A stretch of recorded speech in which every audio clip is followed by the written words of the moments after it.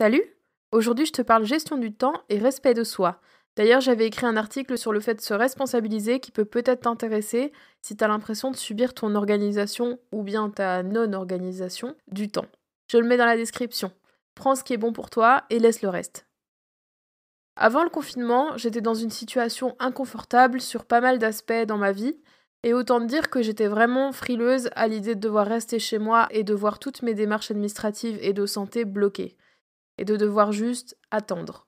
Jusqu'à ce que je sorte de cette notion d'attente et que je me rende compte que finalement, le temps qui m'est offert, c'est un petit peu comme une pause. C'est une manière de prendre le temps de faire ce qu'on veut faire et de renoncer d'attendre pour choisir plus activement ce que je décide de faire. Et d'ailleurs, si ça te parle, j'avais fait une séance là-dessus dans l'épisode 9 qui s'appelle Être libre et qui te propose justement, si tu te sens un peu restreint dans tes mouvements, de te libérer et de voir ça plutôt comme une liberté que comme une restriction de liberté.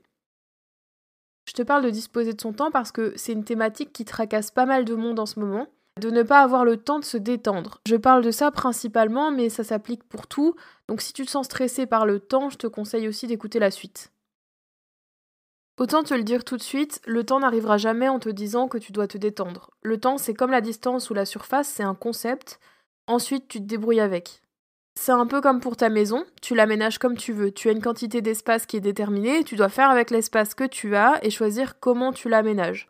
Mais du coup, réfléchissons un petit peu. Est-ce que tu penses que c'est bon et juste pour toi et que tu serais heureux si par exemple tu n'avais qu'un grand salon dans ton appartement, que tu n'avais pas de cuisine et pas de salle de bain? C'est un peu pareil avec le temps. On s'en fiche de savoir ce que tu penses que tu dois faire, ce qui compte c'est de savoir si oui ou non t'es ok avec les conséquences de ce sur quoi tu mets la priorité. C'est toi qui décides de ce que tu mets dans ton agenda, au même titre que c'est toi qui décides de comment tu organises ta maison ou ton logement. C'est à toi de penser à installer un canapé ou une baignoire, c'est à toi de choisir ce que tu mets dans ton agenda. Les canapés et les objets nécessaires à la détente, c'est des objets tout aussi importants et tout aussi réels que les bureaux, qui servent à travailler. Perso, j'ai eu l'occasion de tester la solidité de mes fauteuils du bout de l'orteil, et ils sont pas moins existants parce qu'ils sont à usage de détente, je te le garantis.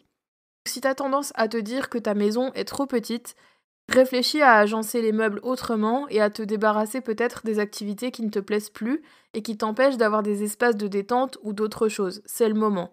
Parce qu'au final, on a tous le même espace et après, c'est nous qui décidons ce qu'on préfère mettre comme type de meuble dedans pour l'arranger selon nos besoins et selon nos envies et selon ce qu'on croit devoir faire. Et ce confinement, c'est un peu comme si d'un coup, on avait déménagé dans un endroit où une partie des meubles avait disparu et qu'il fallait en choisir des nouveaux.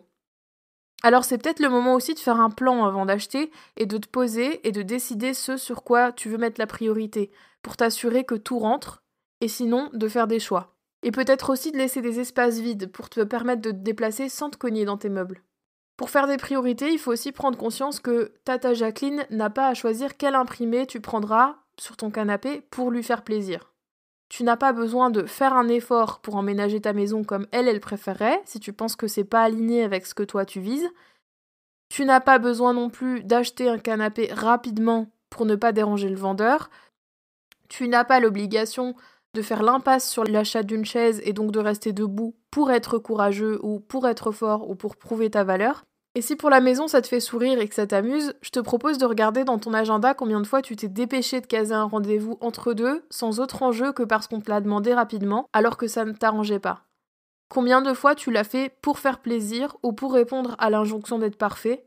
Combien de journées de folie tu as passé pour être fort? Combien de fois tu as fait des efforts? Et ensuite, je t'invite à te demander si tu as fait tout ça en te respectant. Parfois, on a besoin de respecter ces injonctions, mais parfois c'est juste un automatisme qui nous passe au-dessus et qui passe au-dessus de nos besoins et fait qu'on peut se sentir un peu dépassé et plus trop en accord avec la situation. Et dans ces cas-là, un petit rafraîchissement de la décoration peut être utile et c'est le moment d'en profiter. C'est la fin de cet épisode, sens-toi libre de m'envoyer un message si cet épisode t'a permis d'alimenter ta réflexion et si c'est le cas, partage-le autour de toi. Je te remercie de m'avoir écouté. On se retrouve demain pour un nouveau contenu. Tu trouveras tous les liens me concernant dans la description, ainsi que l'article dont je te parlais dans l'intro.